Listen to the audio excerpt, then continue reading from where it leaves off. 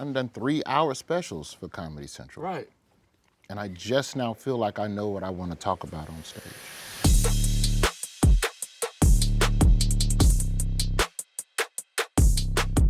Brother, Ooh. how you doing? I'm not a big abbreviation guy. Why don't you do this? Roy Wood Jr. And you spell the whole word junior out. I'm gonna mess you up with this. This is true what I'm about to tell you. I did Finding Your Roots with Dr. Henry Louis Gates. Yes. You know, we trace you back to slavery. Yeah. If you black, the answer's always slavery. It's when all you're on that show. Look, You are from slavery. There is when you no open the other book. route than through slavery. So I'm Roy Wood Jr. That's what's on my birth certificate, right? My pops was always Roy Wood Sr. Mm-hmm. They do all the paperwork, trace. Never knew my grandfather. My grandfather was dead when I was born. My dad, his daddy died when he was 4. He didn't know his daddy. Woo! Come to find out, my grandfather's name, Roy Wood. Wow. So my daddy Roy Wood, my granddaddy Roy Wood. How am I Roy Wood Jr.? Technically, I'm Roy Wood Jr. III or Roy Wood Jr. Jr. Or Junior. I'm not sure. And your daddy was big time. My dad's legacy was essentially, wherever black people getting treated bad, let me get my tape recorder and go pull up. When he was in Chicago at WVON, he was among the first people hired at WVON. He was the first news director for the black news station, which essentially was like black CNN. South Africa, Soweto riots back in the day, the Civil War over in Zimbabwe and all of that stuff.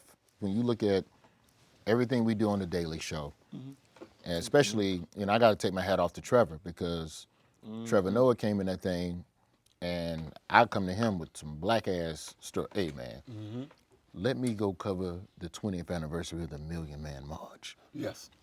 Let me pull up there. And Trevor was like, yes, go ahead, take 3 cameras, go. So when I look at what I do now, it's the same North Star as my pops, just a couple more punchlines. Now, clearly, fathers are important to you. You did a comedy special called Fatherhood. Then Father figure, yes sir. you hosted a special on fathers featuring Barack Obama. How do you think your father, who fought through those turbulent civil rights struggles, would have felt seeing his son interact with the first black president of the United States, man? I think he would have been proud, man. Like, I've never thought about that. Like, because, you know, as a stand-up, it's just the next gig. And you don't pause for a minute to just go, wait a minute, that was a pretty good moment. Like, oh yeah, it's Obama. Oh, yeah. You know, your mama's, make sure you iron your jacket and, you know, all of that. But I never given a lot of thought to that, man. But I feel like he would have been proud. I know that my pops is definitely not one. He didn't laugh a lot. You know, most brothers from that era. Yeah. You know what? You're right. Didn't laugh. You don't see a lot of photos from the 60s with cats that's laughing. We ain't smiled till 73. It was a race. At least 73. But I did see one good photo of Martin Luther King in a good mood. I think he was shooting pool with somebody. Sometimes you don't know where you're going to end up at until you know where the hell you come from. And right now, That's how I feel now, bro. that's how you got to feel. That's how I feel now. Where you are right now, your path, you talk about your family tree. John Lewis is your cousin.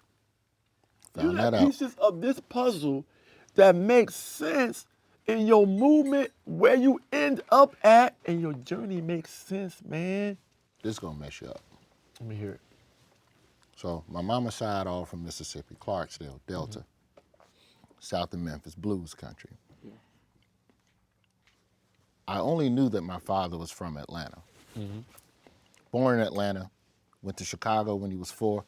Everything that I know about my father is Chicago. My first hour special, I shoot in Atlanta.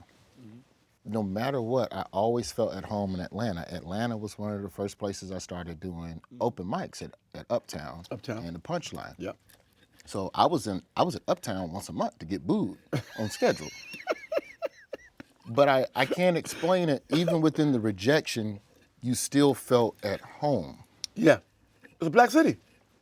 But, But that's it. You feel I'm feel getting it. deeper. This is deeper than some Chocolate City stuff. Like there's just something about this space that just feels right. So I'm gonna do the first special there. See? Fast forward, I sit down with the homie Henry Louis Gates. He got me in that book, flipping them pages. 5 generations on that Georgia soil. From the slave ship straight to Atlanta. And you got the paperwork to prove it. I'm the first one in the family that ain't set foot there as a resident. So you look at that, like when I had that moment, and then I look back at the totality of my career and I go, is that why I always feel different Right. about performing in Atlanta? You know, I got a 5-year-old, and so I don't want him to ever have to wonder where he's from or what his people was about in the lineage, so he can, them dots can already be connected for him. And, you know, that's why I'm so thankful to PBS and Finding Your Roots for connecting a lot of them dots for me. Because, you know, the thing that sucks about being black is that our relatives, you know, our ancestors, you know, your grands, your great-grands, they had their own traumas that they were trying to get through. They're just trying to survive. So they never had an opportunity to confront or unpack their traumas and their issues, right? And so now I feel like I'm in a place, like we're kind of like that first generation, you know. I gotta give a shout out to the comedian Baron Vaughn who said this. We were talking, you know, just about therapy and mental health with black people. And he was saying that the burden that we have now as this generation is that we're the curse breakers of our family tree. So we are saddled with the burden of the past, but also with the knowledge that, hey, there's a way through this to figure it out. So you're dealing with trauma while trying to unpack the trauma to keep it from happening, to keep my son from dealing and feeling with the same things. And so, you know, when I look at everything that my father did and the people before him did, you know, like there's part of you that initially you get angry. And that's the thing that they don't talk about. When you do all this ancestry and digging up your family stuff, you find out that a lot of stuff that your folks told you was true wasn't true. Yep. You start digging up all these things. And then you start finding out so-and-so from around the corner, that wasn't your cousin, that was your brother. And so it's hard not to be upset about that because there's so many other people in your family ahead of you that help perpetuate the lie. But what you also have to understand is that your ancestors were dealing with their own traumas and may not have even known how to confront some of that stuff. They don't know how to do that. We talking abuse, we talking like just all types of just deep, dark stuff that you don't know what you're gonna find until you go digging. But, you know, I'm grateful and thankful that, you know, my father did everything that he did, man. The thing with the Daily Show that really messed me up when I first started was, you know, people come up and go, oh, you're funny, I love you. Yeah. But then when I started the Daily Show, sometimes people will come up and go, thank you.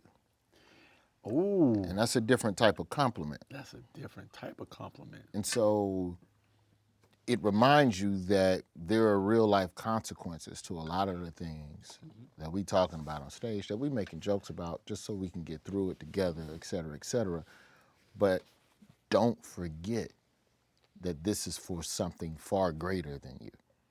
And I feel like that's what my pops would have reminded me about. Like, that was all right, boy, but don't forget, struggle is out there and don't be on TV dancing. That's probably what he would have said.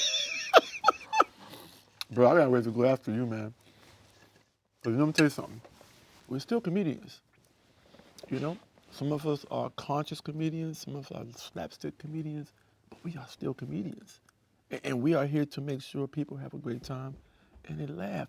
But our perspective on what life is, what the struggle is, it just has to come in that form sometimes so people can get it.